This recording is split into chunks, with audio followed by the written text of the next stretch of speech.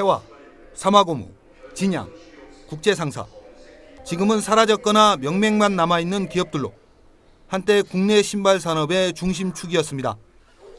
이들 기업들은 7, 80년대 신발 산업 전성기와 더불어 성장했는데 모두 부산에 있던 회사였습니다. 이런 부산은 명실상부한 신발 산업의 중심지였습니다. 관련 종사자만 수십만 명이 넘었지만 주문량을 맞추기도 벅찰 정도였습니다. 말지 한 10만 되지. 부산 진구에 공장 다니는 사람만. 실제 이 물량이 다 못해서 토요일날, 일요일날도 출하가 쉬고 이러더라고요. 한때 국내 경제를 이끌었던 신발 산업은 90년대로 들어서면서 급격히 쇠퇴했습니다. 인건비 등의 상승으로 공장이 동남아시아로 옮겨갔기 때문입니다. 각 기업마다 살아남기 위해 자구책을 마련했지만 지나간 호황기는 다시 돌아오지 않았습니다. 신발 산업 쇠퇴 이후 부산은 과거 대형 제조사 위주에서 중소기업들로 재편됐습니다. 당시 신발 산업 중심지였던 부산 진구 일대에는 현재 소규모 신발 공장들이 집적돼 있습니다. 이른바 도시형 소공인들입니다. 소규모 업체들은 자체 브랜드 육성은 물론 디자인, 상품 개발, 마케팅 등은 엄두도 내지 못하고 현상 유지에만 급급한 실정입니다. 신발을 만들어 놓고 주문이 들어오면 판매하는 그야말로 주먹구구식으로 운영되는 겁니다. 이렇듯 어렵게 명맥만을 이어온 소공인들에게도 도약의 기회가 찾아왔습니다. 동의대학교와 중소기업청이 산학협력을 통해 소공인 지원센터를 설립한 겁니다.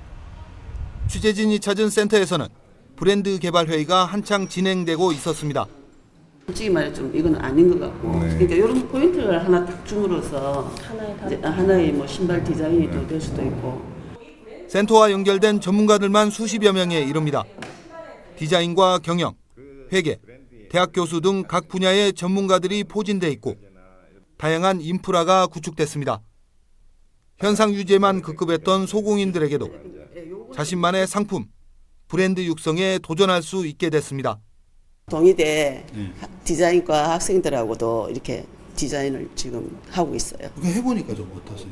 좋죠. 디자인이 신발 디자인이 나올 수 있으니까 내가 새로 개발을 또 할 수도 있고. 일선 현장의 상황은 어떻게 변했을까? 부산 진구의 한 신발 관련 업체를 찾아가 봤습니다. 플라스틱을 녹여 신발 모형을 만들어 납품하는 공장에는 7, 8명의 근로자들이 한창 작업 중입니다. 조명을 LED로 교체해 작업장은 한층 밝아졌고 비가 새던 천장도 수리되는 듯 작업 환경이 개선됐습니다. 작업 방식도 변화를 가져왔습니다. 지금까지 개별적으로 신발을 만들던 것에서 벗어나 업체 간 협업을 통해 시너지 효과를 내고 있습니다. 아직 초기 단계지만 소공인들의 만족도는 아주 높습니다.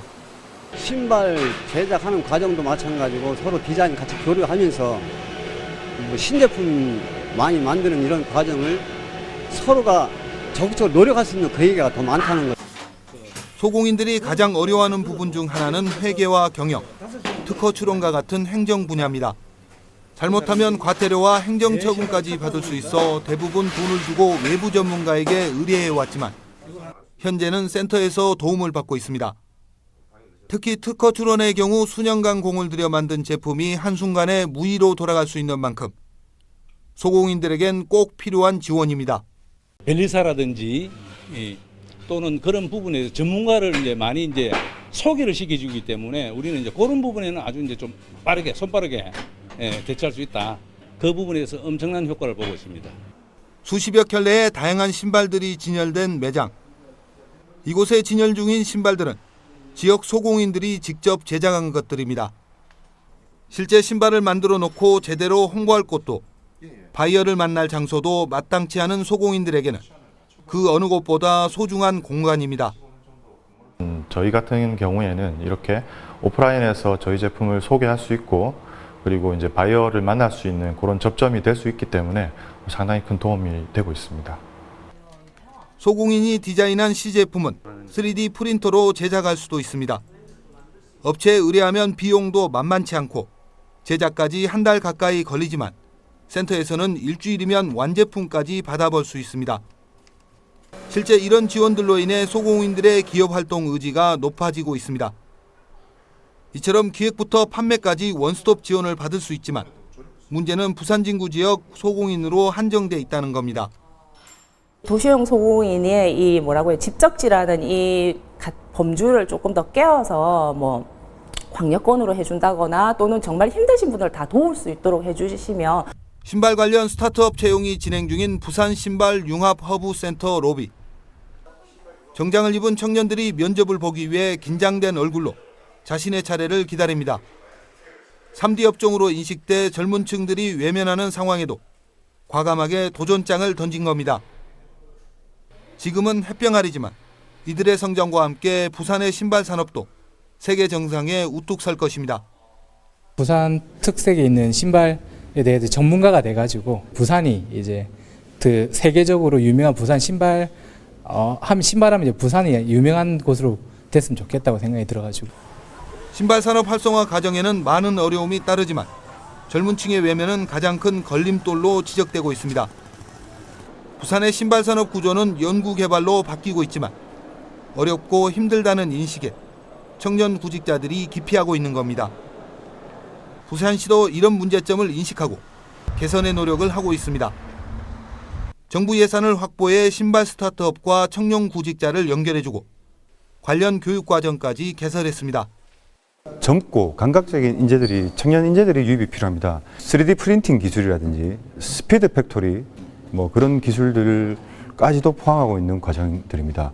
온몸에 센서를 붙인 남성이 움직이자 화면에도 그대로 움직임이 나타납니다.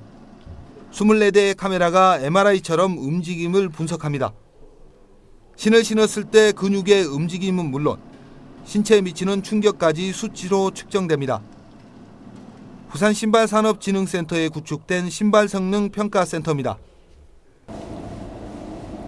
제가 걷고 있는 이 기계는 러닝머신 같지만 새롭게 개발된 신발의 기능과 내구성 등을 테스트하는 기계입니다.